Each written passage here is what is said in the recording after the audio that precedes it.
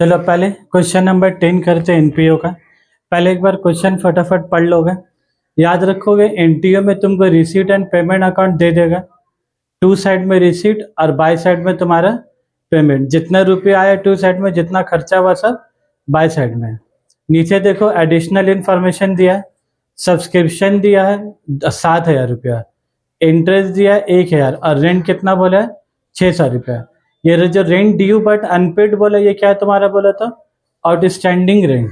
बस इन लोग इतना भर का दुनिया भर का घुमा के बोला रेंट ड्यू बट अनपेड, तो इसको लिख लो बगल में ओ एस रेंट लिख लो, आउटस्टैंडिंग रेंट। और जाकर बाई साइड में जो रेंट है ना 5,000, वहां टिक करके 2-3 नंबर लिख भी दो, वहां पर ही रेफरेंस दे दो। ये जो रेंट है तुम्हारा कितना नंबर है, वो 3 नंबर है।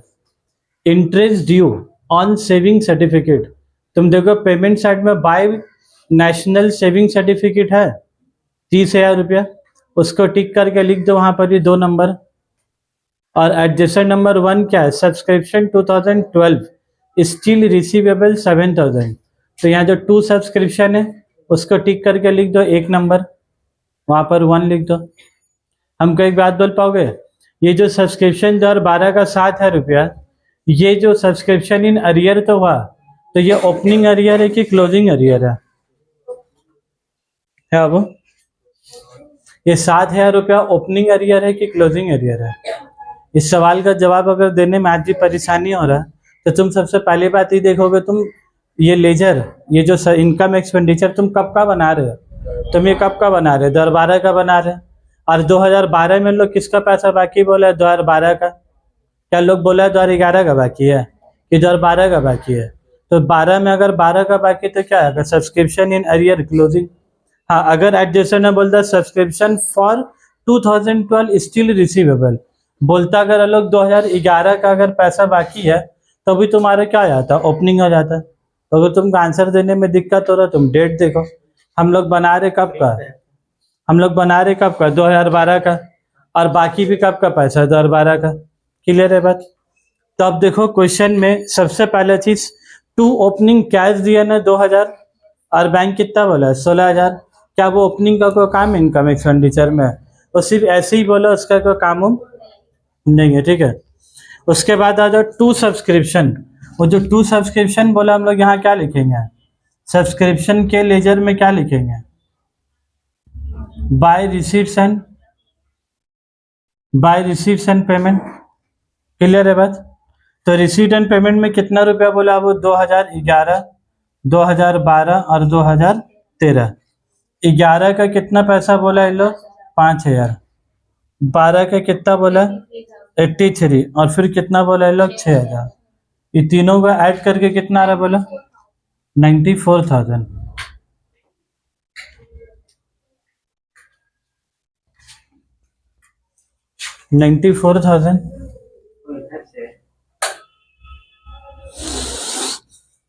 ठीक है, 94,000। उसके बारे में नीचे क्या एडजस्टमेंट है, उसमें तो हम लोग टिक लगा के रखा ना। सब्सक्रिप्शन में कितना लिखा देखो, 1 नंबर।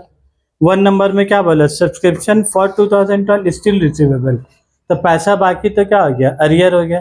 तब डिसाइड ही करना था ओपनिंग है कि क्लोजिंग है, तो कौन सा बोलो, क्लोजिंग है। तो हम लोग कहाँ लिखेंगे बोलो, बाय सब्सक्रिप्शन। और डिसाइड करने में अगर प्रॉब्लम हो तो डेट का ऊपर ध्यान दो। भाई बना रहे 2012 का, पैसा भी बाकी है 2012 का, तो ये तुम्हारे क्या आ जाएगा, क्लोजिंग एरियर हो गया। तो 2012 का कितना रुपया बोला, 7,000 रुपया। कितना रुपया हो गया, 7,000 रुपया। तो जो एडजस्टमेंट बोला इसको यहाँ पर ही क्या लिख दिया, ठीक है। अब उसके बाद फिर ऊपर आ जाओ, जैसे जैसे आइटम आएगा ना, एडजस्टमेंट का काम वैसे ही क्या करते हुए चलेंगे, बाद में एक बार करने चक्कर नहीं रखेंगे। उसके बाद आ जाओ टू सेल ऑफ इन्वेस्टमेंट। यही 2 आइटम खतरनाक हैं, ये क्वेश्चन के तुमको यूनिक आइटम है। तुम देखो, तुमको सेल ऑफ इन्वेस्टमेंट दिया है ना 20,000, और सेल ऑफ ओल्ड फर्नीचर कितना दिया है 3,000। तुम फर्नीचर को पहले देख लो, फर्नीचर के ब्रैकेट में क्या लिखा है देखो, बुक वैल्यू 4,000। बुक वैल्यू कितना लिखा वो, 4,000। बुक वैल्यू 4,000 का मतलब क्या है, जो फर्नीचर तुम्हारा ऑफिस में रखा हुआ है उसका कीमत कितना बोला लोग 4,000, और तुम बेची कितना में बोलो 3,000 में। देखो रिसीट साइड में 3,000 लिखा हुआ है, और बुक वैल्यू बोला 4, और बेची कितना में बोलो 3,000 में। तो 4 का चीज़ 3,000 में बेचे हो तो तुमको 1,000 का फायदा हुआ कि नुकसान हुआ? लॉस हुआ। तो लॉस हुआ तो कहाँ लिखेंगे बोलो? एक्सपेंडिचर साइड में। तुमको ना ही 4,000 का कोई एंट्री करना है, ना ही तुमको 3,000 की एंट्री करना है। तुमको एंट्री किसका करना है? जितना का नुकसान हो रहा है उतना का एंट्री करना है। तो वो बात तुमको देखना था उसमें। तो to loss on sale of old furniture, ठीक है। तो कितना का था वो? 4,000 में से 1,000 क्या हो गया तुम्हारा? नुकसान। किसी का मन में अगर कोई सवाल है, सर अगर बेचते और फायदा हो जाता, सर बुक वैल्यू तो 3,000 बोला और बेचते उसको 5,000, मतलब रिसिप्ट साइड में कितना लिखा होता? 3,000 कर लिए 5,000। तो 4,000 का चीज़ अगर 5,000 में बेचते तो 1,000 क्या होता? फायदा होता। तो फायदा होता तो फिर कहाँ लिखते? इनकम साइड में, ठीक है। अगर सवाल है तो बस ये 2 का बदली क्या आता? बढ़ा जाता। अब मजा का बात देखो, सेल ऑफ इन्वेस्टमेंट है, फर्नीचर के ऊपर वाला आइटम देखो इन्वेस्टमेंट है। सेल ऑफ इन्वेस्टमेंट कितना लिखा है? 20,000।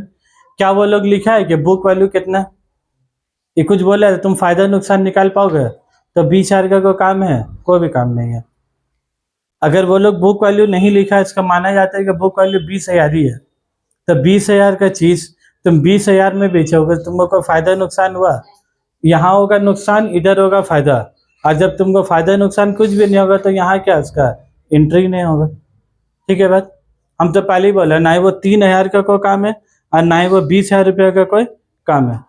उसके बाद आ जाओ पेमेंट साइड में। देखो बाय सैलरी, सैलरी में कोई adjustment, outstanding salary, prepaid salary कुछ भी है नहीं। तो बाय सैलरी को हम लोग कैसे लिख देंगे? आप डायरेक्ट टू सैलरी। तो बाय सैलरी का टू सैलरी कितना हो गया?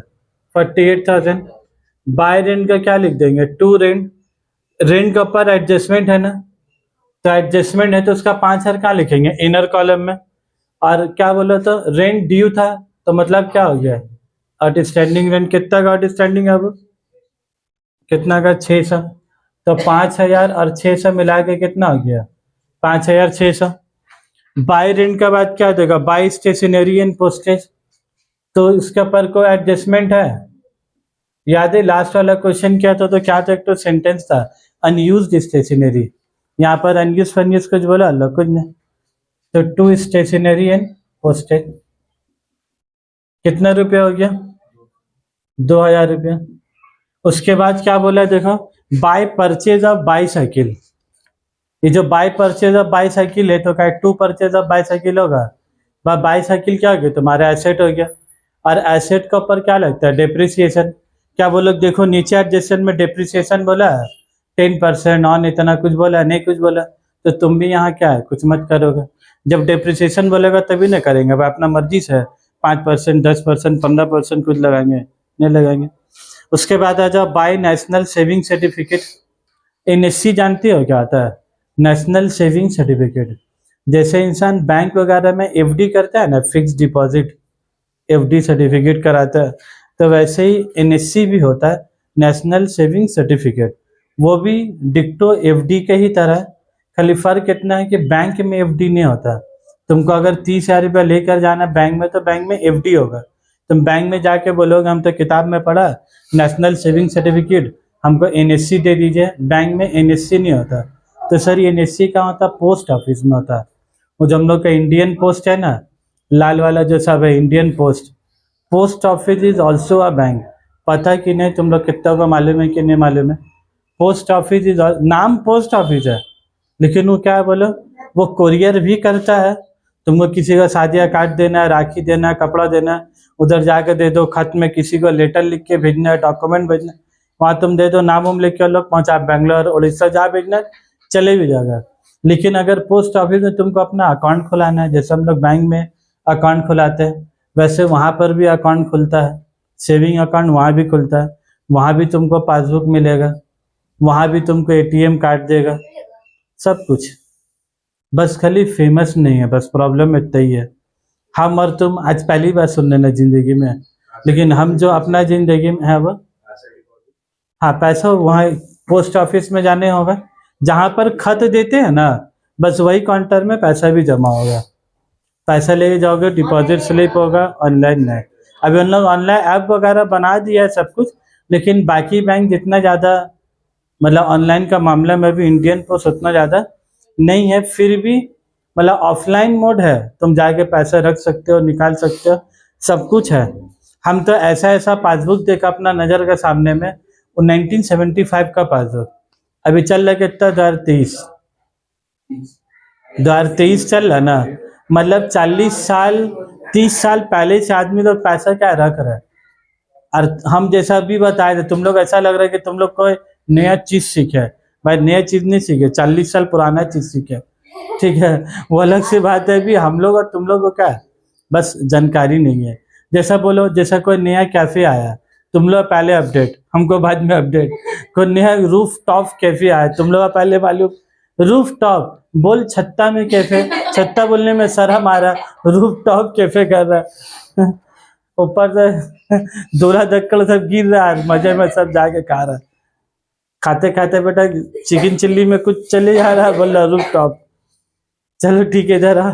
तो 2 नेशनल सेविंग जगह बाई नेशनल सेविंग सर्टिफिकेट है ना, तो जो 30,000 रुपया है ना पेमेंट साइड में, वो तुम्हारा खर्चा नहीं है।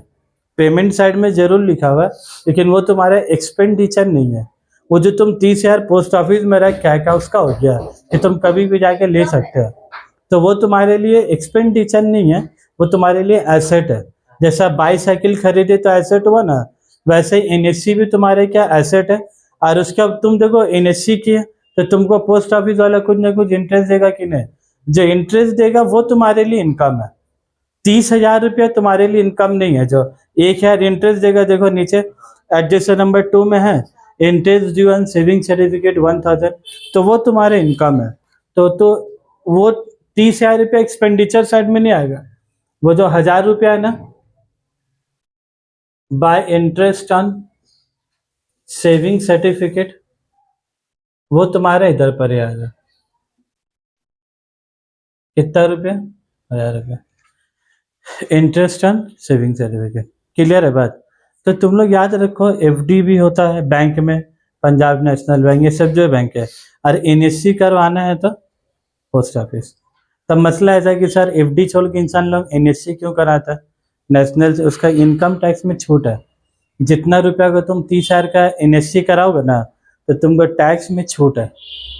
सरकार पोस्ट ऑफिस को ये देने के लिए एनएससी वगैरह किया, तो जितना टैक्स पेयर वाला आदमी हो ना, लोग पोस्ट ऑफिस में क्या ये सब सारा काम करता है, कि जिससे 30,000 रुपये सरकार को देने का बदले किसको दे देंगे, पोस्ट ऑफिस। और वहाँ दे के का पैसा चली गया कि कभी तुम निकाल सकते हो, तुम्हारा टैक्स भी बच गया और तुमको 1,000 रुपये का इनकम भी हो गया, और 30,000 का वैसे रह भी गया। बोलता नहीं इंसान, सांप भी मर गया लाठी भी नहीं टूटा। तो तुम टैक्स भी बचा लियो 30,000, और 30,000 भी रह गया, और 1,000 रुपये का क्या होगा तुम्हारा इनकम भी हो गया। और इवन ये जो 1,000 का इनकम हुआ ना, इनकम टैक्स में जब पढ़ोगे 1,000 रुपया इनकम माना भी नहीं जाएगा, एग्जेम्प्ट इनकम। मतलब वो 30,000 भी टैक्स में छूट हुआ, और ये जो 1,000 रुपया कमाओगे इसके ऊपर भी तुमको टैक्स देने की जरूरत इसके ऊपर भी नहीं है। समझ रहे हो कितना बेनिफिट दिल पर सकता है, इसलिए दिया ताकि इंसान पोस्ट ऑफिस में जाके ये सब काम करे। फायदा नहीं देगा तो क्यों जाएगा, हम नहीं जाएंगे सर, हम पीएनबी में खोलेंगे तो जा खोल, इतना फायदा नहीं मिलेगा। सरकार इतना बेनिफिट देगा, तुम भी 4 कदम चल के पोस्ट ऑफिस तक क्या तभी ना जाओगे। चलो उसके बाद आ जाओ, by help to needy student. देख रहे हो क्या बोला है, हेल्प टू नीडी स्टूडेंट, जरूरतमंद को मदद किया। तो और इंग्लिश लिख देता थोड़ा सा, by help to needy student given to cloth, थोड़ा और 2-4 लाइन बढ़ा देता। नीडी स्टूडेंट को दिया तो क्या लिखेगा, कुछ भी। तो ये खर्चा कि नहीं है तुम्हारा। आजकल तो मतलब बहुत ताज्जुब भी होता कभी नीडी स्टूडेंट लोग को देख के भी। शुरू शुरू बोलेगा नीडी स्टूडेंट, और बाद में देख रहे कि आईफोन लेके आ रहा। भाई क्या ऐसा नीडी है, ले बेचर जाने लोग। बाय हेल्प टू, तो to help to needy student. उसके बाद बोलो और कुछ है, और तो पेमेंट साइड खत्म। पेमेंट साइड ने बोलो क्या लिखा हुआ है, क्लोजिंग बैलेंस कैश 3,000, बैंक 24,000। क्या क्लोजिंग बैलेंस का कुछ करना है? कुछ भी नहीं करना। तुमको अब एक बात बताओगे, कैश को क्लोज कर दे, सरप्लस आएगा कि डेफिसिट आएगा? अभी इसको क्लोज कर सकते हैं? ये सब्सक्रिप्शन का काम बाकी है अभी सब्सक्रिप्शन का काम बाकी है। जब तक तुम इसको क्लोज ही नहीं करोगे भाई, क्योंकि यहाँ से तुमको क्या मिलेगा, टू इनकम एक्सपेंडिचर, और ये पैसा कहाँ जाएगा, बाय सब्सक्रिप्शन। तो सबसे पहले तुमको क्लोज करने होगा इसको, उसके बाद ठीक है। तो बोलो इसमें और क्या क्या चीज बाकी है बोलो तो। यहाँ पर हम लोग क्या लिखते हैं, to subscription in arrear opening, फिर यहाँ पर क्या लिखते हैं, by subscription in advance opening, है ना। उसके बाद फिर यहाँ पर एक to subscription in advance closing, और by subscription in arrear closing, ठीक है। और यहाँ पर क्या लिखेंगे, to income and expenditure account, to income and expenditure account. तो ये तो तुमको क्या बोलो, निकालना ये वाला पैसा। तो इसको तारा देके ये तुम्हारा क्या हो जाएगा, बैलेंसिंग फिगर। और ये कब का पैसा निकलेगा बोलो तो 2012 का, 12 का बना रहे तो इनकम एक्सपेंडिचर भी कब का आएगा, बना रहे किसका, 2012 का। तो इनकम एक्सपेंडिचर में भी कितना ले, 2012। रिसीट एंड पेमेंट में भले से 3 साल लिखा था, लेकिन इनकम एक्सपेंडिचर हमेशा 1 साल लिखा था। और वो भी कौन सा साल होगा, तो जिस साल का तुम बनाओगे, 2012 का बनाओगे तो कितना 2012 का होगा। यहाँ पर 11 और 13 कभी नहीं होगा, ठीक है। छोटा छोटा चीज याद रखो। उसके बाद आ जाओ, तुमको क्वेश्चन में ये भी नहीं दिया, ये भी नहीं दिया, और क्या, ये भी नहीं दिया, और ये तो तुमको क्या, ये तो तुम कैसे भी निकालना, तो ये तो तुम कैसे भी नहीं देगा। तो ये नहीं दिया, ये नहीं दिया, ये नहीं दिया, लेकिन ये 3 चीज हिडन रहता है। हम लोग को अपना दिमाग लगा के, खोपड़ी लगा के इसको निकालने होता है कि नहीं, निकालने होता है अपना दिमाग लगा के। कैसे दिमाग लगाते बोलो, ये जो 2011 का पैसा मिला है 5,000 रुपया, इसका मतलब क्या है कि 2011 का पैसा बाकी होगा तभी ना 2011 का मिला। भाई बना रहे 2012 का और मिल रहा पैसा 2011 का 5 है, इसका मतलब 2011 का कितना पैसा बाकी होगा, 5,000 रुपया। तो 2011 का पैसा बाकी हो तुम्हारा क्या बन जाएगा, सब्सक्रिप्शन इन अरियर क्या आ जाएगा तुम्हारा, ओपनिंग हो जाएगा। तो ये तुमको नहीं बोला, तुमको अपना दिमाग जरा क्या है लगाने होगा। और अगर दिमाग नहीं लगे तो मैं एक चीज क्या बोला था, ये वाला जो, ये जो ऊपर का चीज का ऊपर चले जाएगा, और ये जो नीचे वाला चीज का, अगर उतना नहीं समझ सको 2 एरो का याद रखोगे, 11 का चीज ऊपर चलेगा, 13 का चीज नीचे आ जाएगा। तो 13 का चीज नीचे कितना है, 13 कितना है बोलो, 6,000। तो यहाँ पर तुम कितना लिख दोगे, 6,000। और अगर समझ के करोगे सर ये ऐसा क्यों हुआ, भाई तुम बना रहे कब का, 2012 का, तुम बना रहे कब का, 2012 का। 2012 में तुमको 2013 का पैसा मिला, 2012 में किसका पैसा मिला बोलो, 2013 का। तो 12 में अगर 13 का पैसा मिलेगा तो क्या होगा, एडवांस। तो वो कौन सा एडवांस होगा, क्लोजिंग एडवांस। इसी के लिए कहाँ लिखा है यहाँ पर ही। अगर तुम इतना दिमाग नहीं लगा पा रहे हो तो 11 को ऊपर कर दोगे, 13 का क्या नीचे कर दोगे, बात खत्म। एग्जाम में सही होने से हुआ, क्या तुमसे पूछ के फोन करके पूछेगा कैसे लाया 6,000 बताओ, थोड़े ना एग्जामिनर पूछने वाला, तुम सही बैठा दियो, बात खत्म हो गया। अब ये जो तुमको नहीं मालूम है, ये जो तुमको नहीं मालूम है, इसका कोई रास्ता भी नहीं है। ये जब तक क्वेश्चन में नहीं बोलेगा तुम कुछ निकाल सकते भी नहीं। बस ये 2 आइटम को तुम अगर ऐसा दे देगा तुम ऐसा करके क्या निकाल सकते हो। तो अब बोलो 94 + 7 कितना हो गया, 1,01,000 रुपया। यहाँ पर भी कितना आएगा, 1,01,000। 1,01,000 में से 6 और 5 कितना हो गया, 11। तो 1,01,000 में 11 गया तो कितना बचा, 90,000। भाई सब्सक्रिप्शन का बिना तो चैप्टर अधूरा है, ठीक है।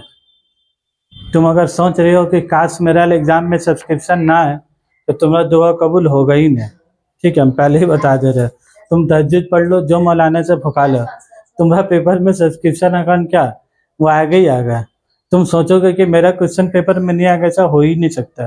जैसा फाइनल अकाउंट वाला चैप्टर में प्रोविजन फॉर डाउटफुल डेट ना, ऐसा हो सकता है। वो रहेगा ही रहेगा, ठीक है।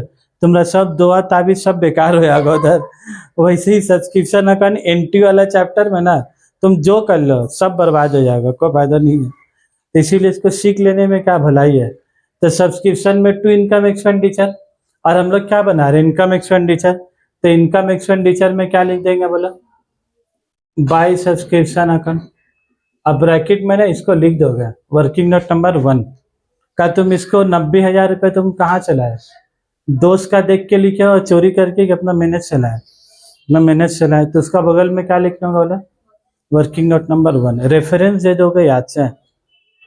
कितने स्टूडेंट लोग, इतना कौन बना, बगल से पुल नहीं, कितना है बोल, 90 बैठा दी, 90 डायरेक्ट। तो उसी भी करोगे तो ना नीचे वर्किंग नोट नहीं होगा ना, तो भी तुम्हारा नंबर का है, तो भी काट लेगा। अरे कोई बहुत टेंशन का बात है। रिसीट एंड पेमेंट में 2 था, उसको बाय लिख दिया, एडजस्टमेंट बता दिया। एक तो तीर उधर लेगा, एक तो तीर इधर लेगा। और हम लोग कैसे भी दिल बनाने का, तीर में दिल बनाने का आदत है कि नहीं है बोला। एक तो ऊपर में लिख दोगे एरियर ओपनिंग, और एक तो तीर के नीचे क्या लिख दोगे, एडवांस क्लोजिंग। दिल खराब दिल बन गया।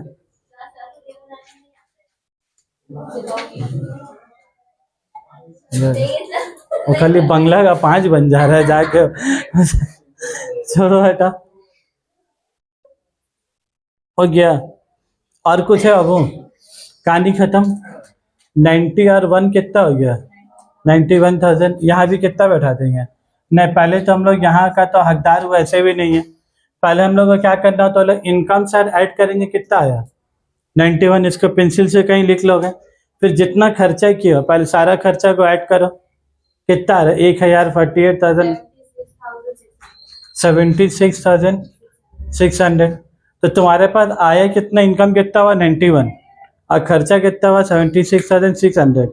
तो तुम्हारे पास पैसा बचा है कि पैसा उल्टा चली गया, पैसा बचा आया 91 और खर्चा हुआ 76,600।